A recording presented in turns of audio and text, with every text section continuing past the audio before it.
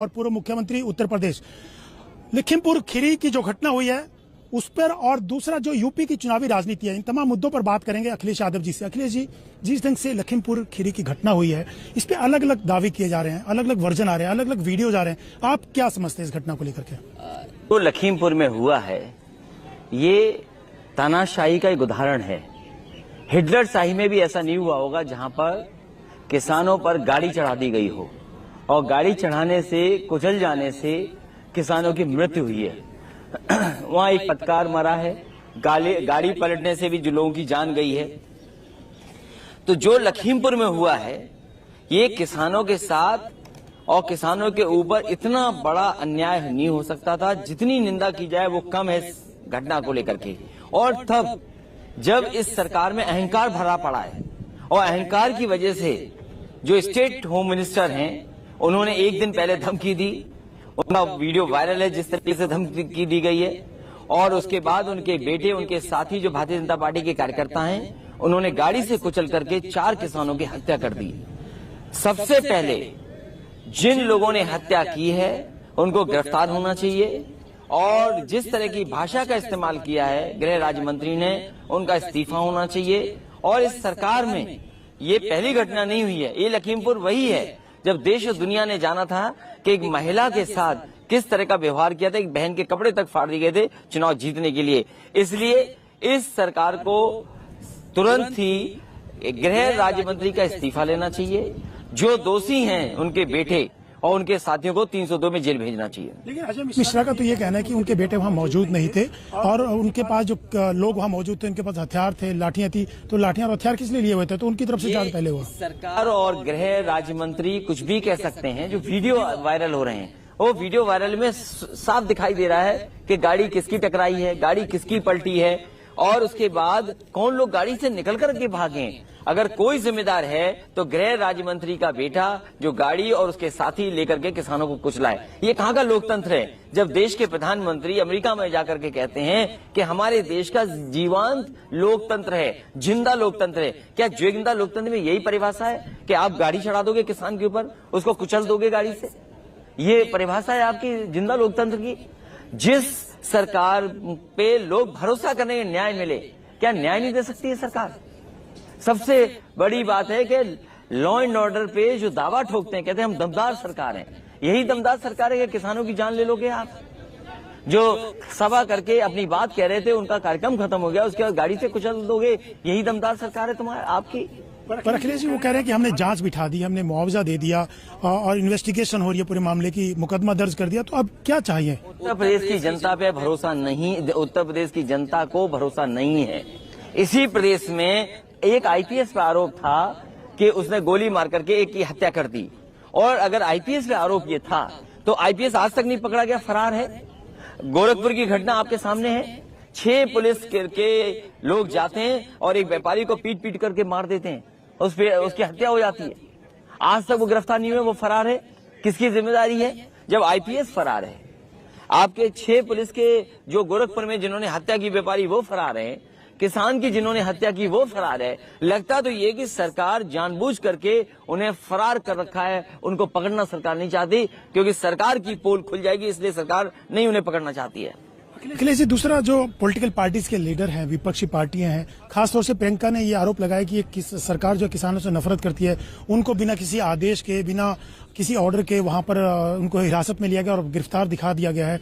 तो विपक्षी पार्टी को नेताओं को रोका गया, पहले दिन आपको भी रोका गया, लेकिन अब राहुल गांधी सहित 5 लोगों को जाने की अनुमति वहां दे दी गई। सरकार ने जिस तरह से काम किया था, हाथरस की बेटी के साथ उसको न्याय नहीं मिला। हाथरस की बेटी से सभी पॉलिटिकल पार्टी के लोग मिलना चाहते थे, उसके परिवार से नहीं परमिशन दी। जो लखीमपुर में घटना हुई है, लखीमपुर में क्या अगर हम पॉलिटिकल लोग मिल लेते जाके उन परिवार से तो सच ही जनता के सामने आता। ये सरकार सच को छिपाना चाहती है, इसी पॉलिटिकल लोगों को वहां पर जाने की अनुमति नहीं दे रहे हैं। ये अच्छी बात है कि अनुमति मिली है, ये अनुमति पहले क्यों नहीं दी सरकार ने? क्या कारण था? क्या सरकार ही राजनीति कर रही है? सरकार ही राजनीति कर रही है। मुझे याद है हमारे घर के चारों तरफ आरएएफ लगाया, पुलिस लगाई, बैरिकेडिंग हुई, ट्रक खड़े किए गए और जो कुछ कर सकती थी पुलिस का इंतजाम किया गया जिससे घर पर निकल पाए, घर से न निकल पाए। और इससे पहले भी जब मैं किसान आंदोलन में शामिल होने जा रहा था, उस समय भी इसी तरह का पुलिस ने घेरने का काम किया था घर को।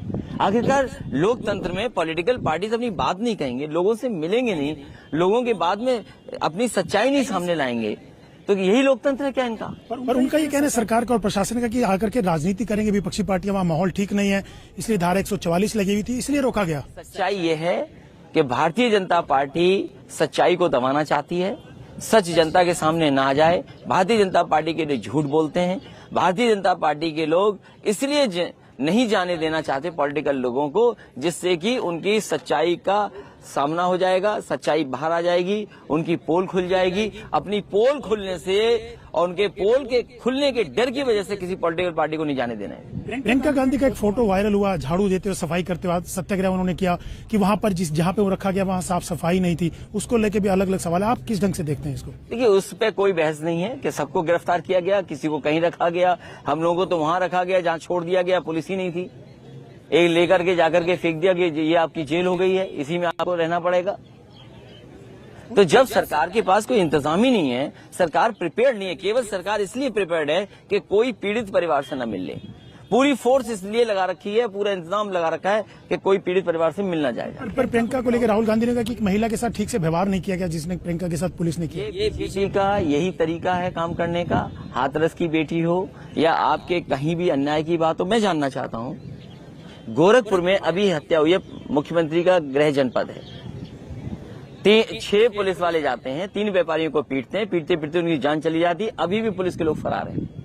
महुआ में एक कारोबारी था ब्राह्मण, उसकी हत्या हो गई, आज तक आईपीएस फरार है। अभी लखीमपुर में कुचल दिए गए और जो पत्रकार है उसकी जान ले ली गई है। सब फरार है, कोई गिरफ्तार नहीं हुआ। अगर गृह राज्य मंत्री होंगे, उनके बेटे ने अपराध किया होगा तो कौन पकड़ेगा? इसलिए सरकार उनको गृह राज्य मंत्री को बचाना चाहती है और उनके परिवार के सदस्यों को इसलिए बचाना चाहती है, जिससे सच्चाई बाहर आ जाएगी। लेकिन सरकार प्रशासन, हम किसी को बचाना नहीं चाहते, जो भी दोषी होगा उसके खिलाफ कड़ी कार्रवाई होगी। मामला दर्ज कर लिया गया, जांच हो रही है। सरकार और प्रशासन का ये। गोरखपुर में जो हत्या हुई व्यापारी में, उसके में क्या निर्णय हुआ? क्या वो पुलिस के लोग जिन्होंने पीट पीट कर व्यापारी मार दिए उनको बचा लिया? व्यापारी को बचा लिया क्या? पुलिस फरार है अभी तक। इसी तरह पुष्पेंद्र यादव जिसकी हत्या हुई थी झांसी में, पुलिस ने इनकाउंटर किया, क्या सच सामने आया? जितने भी फेन कंट्रा उत्तर प्रदेश में हुए, क्या सच सामने आ गया? सबसे ज्यादा नेशनल ह्यूमन राइट कमीशन ने नोटिस दिए हैं यूपी को, सबसे ज्यादा कस्टोडियल डेथ हुई है। शर्म आनी चाहिए सरकार को जो ये कहती है कि हम लॉ एंड ऑर्डर पे दमदार हैं। अब 5 लोगों को जाने की अनुमति देती है राहुल गांधी सहित 2 मुख्यमंत्री हैं लखीमपुर, तो अब सरकार सबको जाने दे रही है। आप जाएंगे क्या वहां पर? नहीं, मैं जाऊंगा क्योंकि आज मेरा ये कार्यक्रम था संत और बाबा सुखदेव दास जी के यहाँ, मैं गुरुद्वारे में आया हूँ, यहाँ कार्यक्रम था और मैं जल्दी लखीमपुर में उन पीड़ित परिवारों से मिलूंगा जाकर के।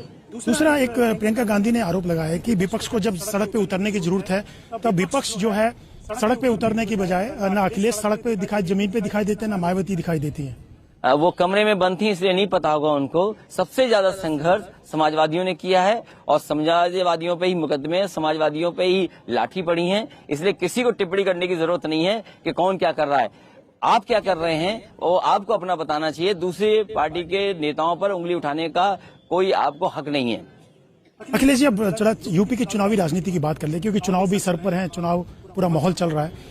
तो आपने कहा था कि छोटी छोटी पार्टियों के साथ गठबंधन करेंगे, लेकिन अभी तक कोई कहा जाए तो कोई सिरे बात दिखती नहीं है। कहाँ पेच फंसा हुआ है?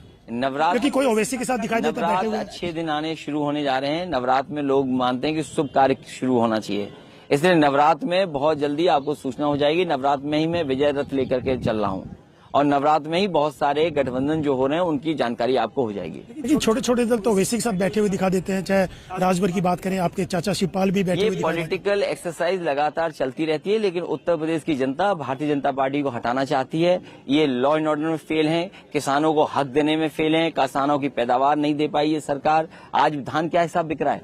1000 ऊपर से ज्यादा कीमत धान की नहीं मिल रही है। इसके लिए जिम्मेदार कौन है? और अगर किसान अपनी मांग को लेकर के आंदोलन करें, बात रखें सरकार से, तो उनको जीप से कुचल दोगे आप, गाड़ी से कुचल दोगे आप धान की कीमत नहीं दे पा रहे हो, लेकिन अपनी गाड़ी से किसानों को कुचल रहे हो। एक आपका जो यात्रा आप निकाल रहे हैं उसका एक पोस्टर ट्वीट किया है स्वतंत्र सिंह देव ने, जो बीजेपी के अध्यक्ष हैं। उसमें आपके फादर की, मुलायम सिंह जी की फोटो गायब है। तो क्या नेताजी की भूमिका रहेगी इस बार के चुनाव में? देखिए, जो भारतीय जनता पार्टी है वो ध्यान से नहीं देखती है। जो तस्वीर ट्वीट की गई या रथ के कार्यक्रम को आगे बढ़ाया गया, सबसे पहले नेताजी की तस्वीर है, सबसे पहले नेताजी का वीडियो है, और कब कब रथ चलाए, किन किन पार्टी के नेताओं ने, वरिष्ठ नेताओं ने झंडे दिखाए हैं, वो सब वहां पर है पोस्टर। अब वो देखना ही नहीं चाहते हैं अच्छी चीज, केवल वो बुराई देखना चाहते हैं। बुराई क्या हो जाए पार्टी की, वो करना चाहते हैं बुराई। नेताजी की भूमिका क्या रहेगी इस चुनाव में? नेताजी का आशीर्वाद समाजवादी पार्टी पर, नेताजी का आशीर्वाद हम सब पर है, समाजवादियों पर। अखिलेश जी, आप बहुत ज्यादा प्रयोग करते हैं। कभी राहुल गांधी के साथ आप कैंपेन करते हुए जोड़ी बनी थी आपकी, और उसके बाद मायावती के साथ आपने गठबंधन किया, सक्सेस नहीं हुआ। अब छोटे छोटे दलों के साथ, तो क्या वजह है कि आप प्रयोग होते हैं और सफल नहीं होते? बड़े दलों के साथ अनुभव ठीक नहीं रहा, इसलिए क्षेत्रीय दल और छोटे दलों को समाजवादी पार्टी साथ लाएगी और उनके साथ आने वाले चुनाव को लड़ने का काम करेगी। 100 दिन बचे हैं, समाजवादी विजय रथ यात्रा शुरू हो गई है, और मुझे पूरा भरोसा है उत्तर प्रदेश की जनता भारतीय जनता पार्टी का सफाया करेगी, और हो सकता है कि 400 सीटें भी उत्तर प्रदेश में समाजवादी पार्टी जीत जाए। लेकिन मायावती सोशल इंजीनियरिंग, एक बार जो 2007 में उन्होंने सरकार बनाई थी सोशल इंजीनियरिंग के सहारे, इस बार भी सोशल इंजीनियरिंग की वो ब्राह्मण सम्मेलन कर रही है, दूसरे सम्मेलन किए जा रहे हैं, तो अब कितना बड़ा खतरा आपके लिए? मुझे इन बातों में नहीं बहस करनी है, लेकिन उत्तर प्रदेश की जनता भारतीय जनता पार्टी को हराना चाहती है, और हो सकता है 400 सीटें भी समाजवादी पार्टी और उसके साथ जो दल जा रहे हैं उनको जिता दे। लेकिन वोट बिखरेगा नहीं, चाहे वो, क्योंकि एक तरफ मायावती हैं, दूसरी तरफ प्रियंका गांधी हैं, लेकिन और ओवैसी एक तरफ मैदान में है। कि जिस पार्टी ने उनके भविष्य को बेहतर करने के लिए काम किया, उस पार्टी का समर्थन करेगी। अखिलेश जी, एक चीज और मैं आपसे जानना चाहता हूं कि बीजेपी में यूपी जो योगी सरकार है वो कह रही है कि हम पहले से ज्यादा अच्छे बहुमत से जीतेंगे, और आप कह रहे हैं कि आपकी सरकार 400 सीटें लेकर के आप आएंगे। तो आप कैसे इस बात को दावा करते हैं? उन्होंने बहुत काम किया है, योगी सरकार का ये कहना, योगी जी का ये कहना, और दूसरा मोदी सबसे बड़ा चेहरा होंगे, मोदी के नाम से ही वोट हमेशा बीजेपी कहीं भी हो, स्टेट में हो, हमेशा मोदी का नाम ही आगे चलता है। ये डबल इंजन की सरकार जरूर है, लेकिन डबल इंजन एक दूसरे को टक्कर मार रहे हैं। दिल्ली से एक वरिष्ठ अधिकारी आए थे, आज तक वो मंत्री नहीं बन पाए, और ये जो समीकरण बनाया जा रहा है, अन्य जातियों के जो मंत्री बनाए जा रहे हैं, केवल ये मंत्री बन रहे हैं, इनकी तख्तियां भी नहीं सूख पाएंगी, और तब तक चुनाव आ जाएगा। सच्चाई ये है कि इस प्रदेश का किसान अपनी फसल की दोगुनी आय चाहता है, इस प्रदेश का नौजवान नौकरी चाहता है, इस प्रदेश में जो महंगाई बढ़ गई है, जो महंगाई भारतीय जनता पार्टी को नहीं दिखाई दे रही, डीजल पेट्रोल की, जरूरत के सामान की, दाल की, तेल की, आज महंगाई कम हो, तो ये बड़े सवाल हैं। इन सवालों को लेकर के जनता तैयार है भारतीय जनता पार्टी का सफाया करने के लिए। दो छोटे छोटे सवाल हो रहे हैं अखिलेश जी। आपने एक अनुभव अच्छा नहीं रहा राहुल और प्रियंका इन सबके साथ, तो क्या उनके साथ व्यक्तिगत रिश्ते कैसे, कभी बातचीत होती है प्रियंका राहुल और मायावती? कोई चर्चा नहीं करना चाहता हूँ, ना इधर मेरी कोई बात होती है, उस पर कोई चर्चा मैं नहीं करना चाहता हूँ। कोई व्यक्तिगत रिश्ते भी उनसे? इस पर कोई मैं बात नहीं करना चाहता। दूसरा एक आखिरी सवाल ये अखिलेश जी, केंद्रीय लेवल पर, सेंट्रल लेवल पे आप क्या देखते हैं? क्योंकि आपके पिता का एक बार नाम चला था कि प्रधानमंत्री के दावेदार हैं, अब आपको लगता है कि बीजेपी को हराने के लिए क्या एक ऐसा गठबंधन हो सकता है जिसमें ममता बनर्जी हो, बाकी राहुल गांधी हो? कौन लीडर आपको लगता है जो लीड कर सकता है, या आप कभी फ्यूचर में देखते हैं अपने आपको आने वाले समय में केंद्र की राजनीति में? किसकी होगी? बिहार में बीजेपी बच गई, हारी नहीं, लेकिन बंगाल की जनता को बधाई जिन्होंने भारतीय जनता पार्टी को हराया और बुरी तरह हराया। आने वाले समय में जब देश की राजनीति होगी तो किस तरह के समीकरण बनेंगे, किस तरह के दल इकट्ठे होंगे, कौन लीडर होगा, वो भविष्य में तय होगा। लेकिन अभी जहां से भारतीय जनता पार्टी देश की राजनीति में घुसी है, उत्तर प्रदेश की जनता भारतीय जनता पार्टी को हराना चाहती है, क्योंकि भारतीय जनता पार्टी ने उत्तर प्रदेश की जनता को झूठ बोला है, सपने दिखाए हैं, और जो वादे किए थे वो पूरे नहीं किए। सेंटर कौन चेहरा हो सकता है जो मोदी को टक्कर दे सकता है केंद्र लेवल पे? अभी कह पाना मुश्किल है कि भविष्य में चेहरा कौन होगा, लेकिन ये तय है कि जिस तरीके से बंगाल की जनता ने हराया, बिहार में हारते हारते बच गए, एक लीडरशिप आएगी और सब मिलकर के तय करेंगे कौन लीडर होगा, और भारतीय जनता पार्टी के खिलाफ लीडर दिखाई देगा। धन्यवाद बहुत बहुत अखिलेश जी हमसे बात करने। ये थे अखिलेश यादव। बाकी खबरों के लिए देखते रहिए आज तक।